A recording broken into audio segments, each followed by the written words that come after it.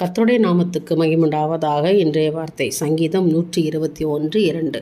வானத்தையும் பூமியும் உண்டாக்கின கர்த்தர் இடத்துலேருந்து எனக்கு ஒத்தாசை வரும். எனக்கு அருமையானவர்களை, தேவனிடத்துல உத்தரவு ஒத்தாசை வரும். ஏன்னா அவர் உலகத்தை படைத்த தேவன். அவர் நம்மளை ஆசீர்வதிக்க காத்துக்கிட்டு இருக்கார். இன்றைக்கு உங்களுக்கு தேவனிடத்துலேருந்து கிருபை கிடைக்க போகுது. ஏன்னா வானத்தையும் பூமியும் உண்டாக்கின கர்த்தர் இன்றைக்கி அமைதலும் பொறுமையாக இருக்க மாட்டார். உங்களுக்கு உதவி செய்ய முடியாது இறங்கி வர்றார். அவர் சொல்கிறாரு, நான் உனக்கு ஒத்தாசையாக இருப்பேன், அதாவது உதவியாய் நான் உனக்கு உதவி செய்ய போகிறேன். இன்றைக்கு எந்த பிரச்சனையை தவித்து கொண்டிருக்கிறீங்களோ, இன்றைக்கு எதை குறித்து பாரத்தோடு இருக்கிறீங்களோ, அந்த பிரச்சனையிலேருந்து ஆண்டவர் மீட்டு உங்களை வெளியில் கொண்டு வர போகிறார். அதான் நான் உனக்கு உதவி செய்வேன், நான் உனக்கு என்ன பண்ண ஒத்தாசையாக இருப்பேன் அப்படின்னு சொல்கிறார். விசுவாசிக்கிறீங்களா? ஒரு ஆமேன்னு சொல்லுங்களேன்.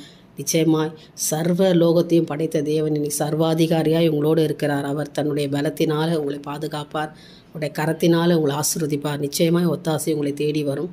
நம்பிக்கையோடு இந்த நாளை துவங்குங்க. தேவனுக்கே மகிமை உண்டாகட்டும். ஆமென்.